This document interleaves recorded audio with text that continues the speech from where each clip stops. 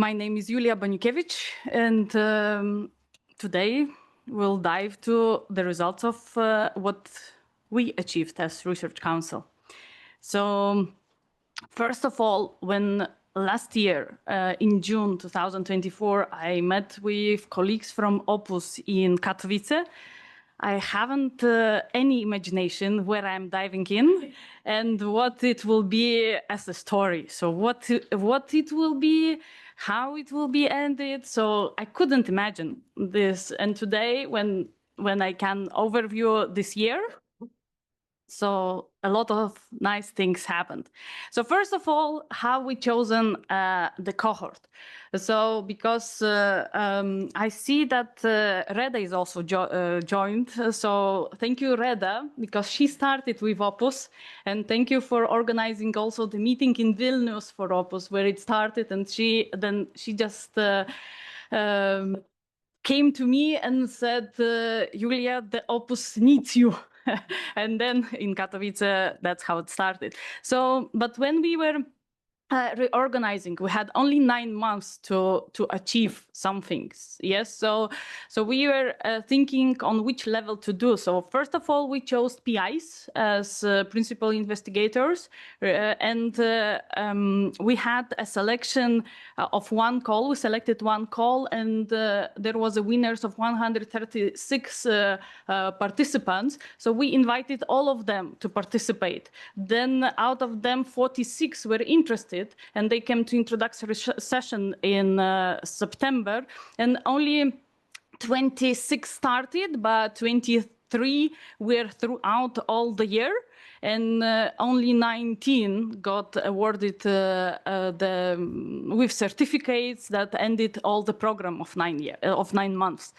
So I was very happy because 6 Lithuanian institutes participated for universities and 2 research institutes. And what is very interesting, we cover almost all the research field that is possible, and the most people, maybe around 19–18%, I had from psychology. This is what is interesting, and other fields are also covered. So when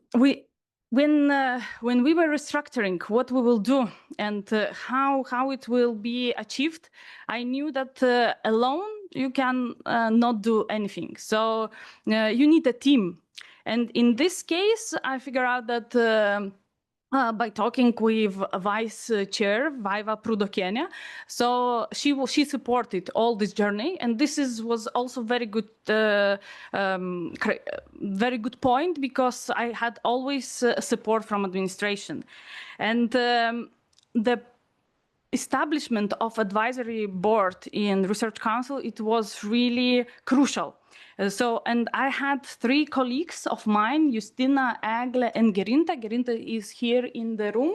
Yes, so she's waving there. So I chose 3 people and invited from different departments. So it was Research and Business Cooperation Unit, then Researcher Support and EU Investment Unit, and Research and Higher Education Policy Analysis Unit. And this was really also very successful because we had different point of view.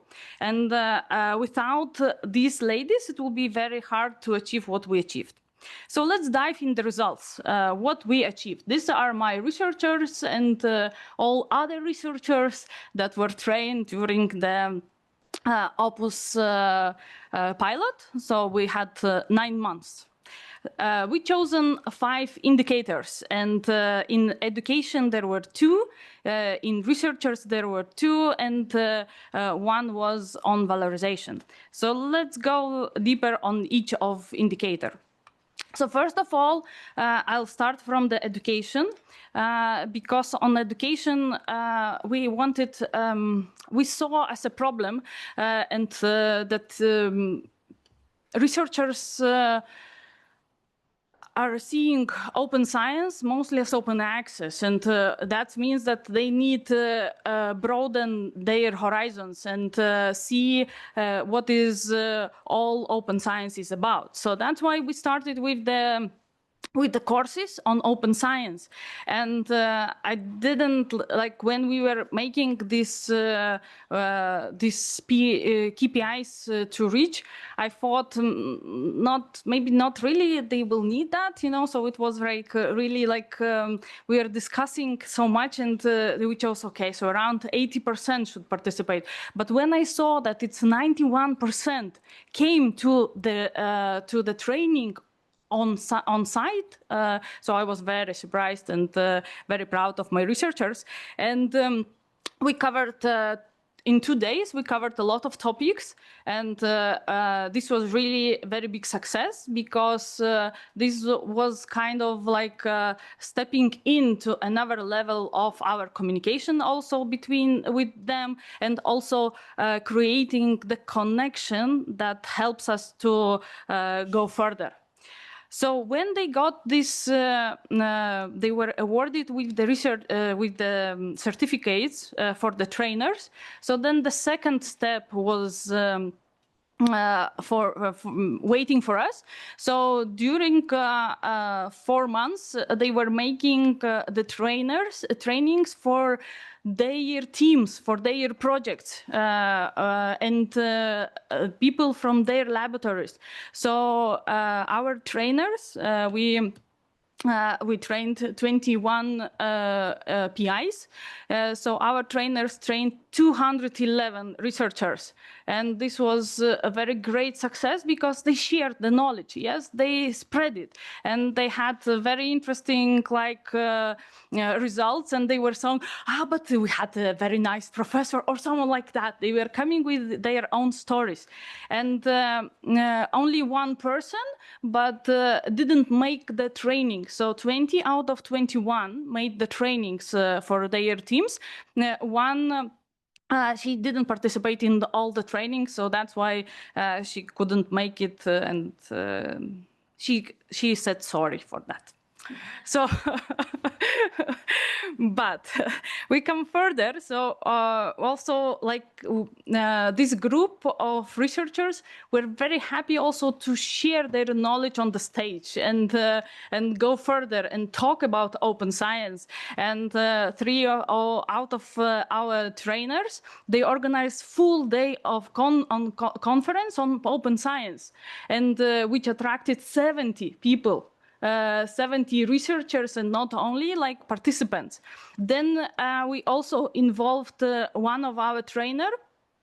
We involved into open data forum, and that was organized by my colleague Gerinta. Yes, so, and the photos are showing that she was in the panel discussion, and she was representing OPUS Project there, and also open science. And in the final event, what we organized in June, 8 of cohort members shared their experiences, their initiatives, what they are doing on open science, how they perceive and what kind of challenges they see in open science. So these are a very big success. But of course, we see that there are some challenges, and also that we lack, what we observe, that some researchers say that also that there are some lack of compensation. So we are thinking maybe it can be micro mechanism that can compensate some of them.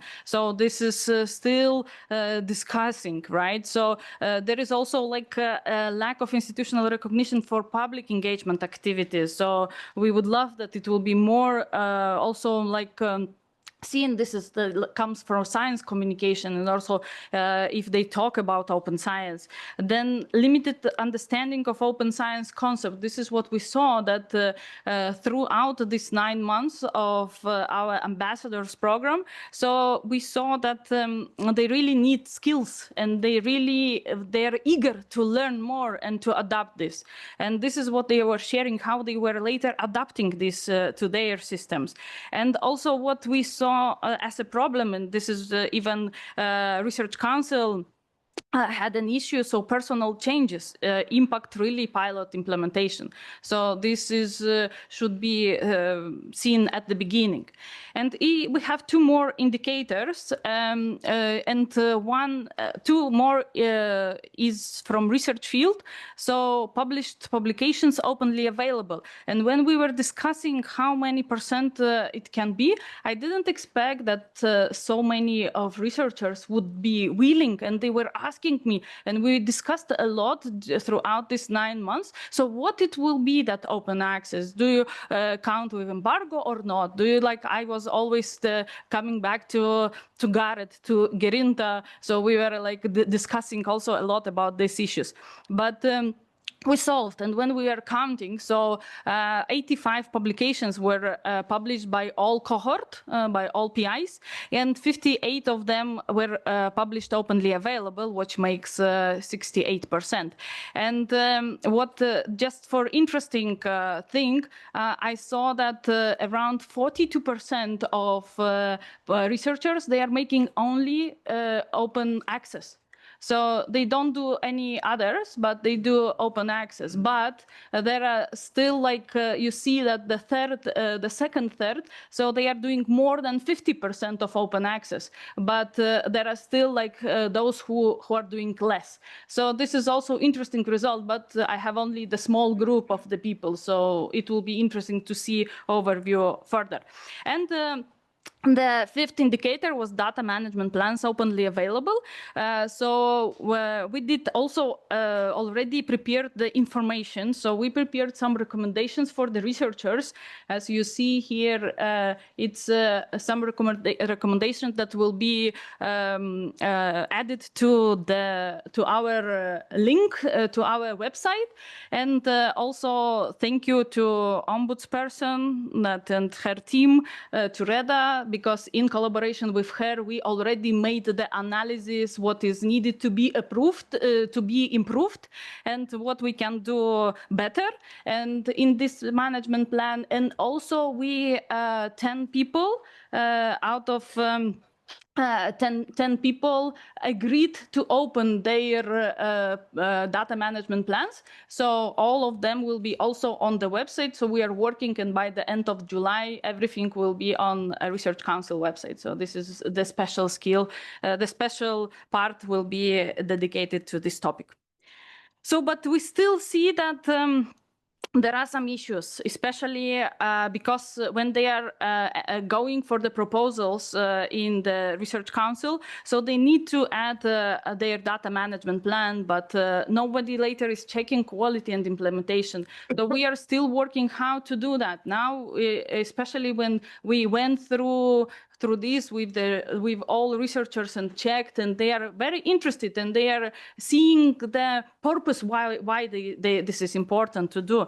Then it's also some dedicated funding for open science related tasks. It would be very great. Some of the researchers still see open science as extra bureaucracy, and there are some you can see that there are some lack connections between the open science researchers' daily work and open science sometimes. So they don't see, sometimes we need to show them the connections that, look, this is very important. This is what you can have, the advantages of doing open science.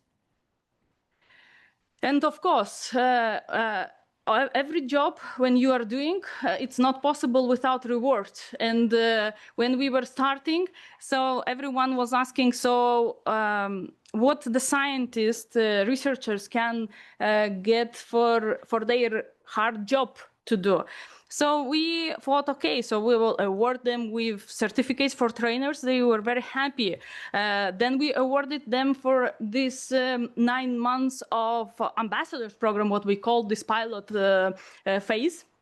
But we still wanted to give them some sign that they are ambassadors, and we wanted to go step further. But Research Council still has inside a lot of bureaucracy, so we are now going through that bureaucracy.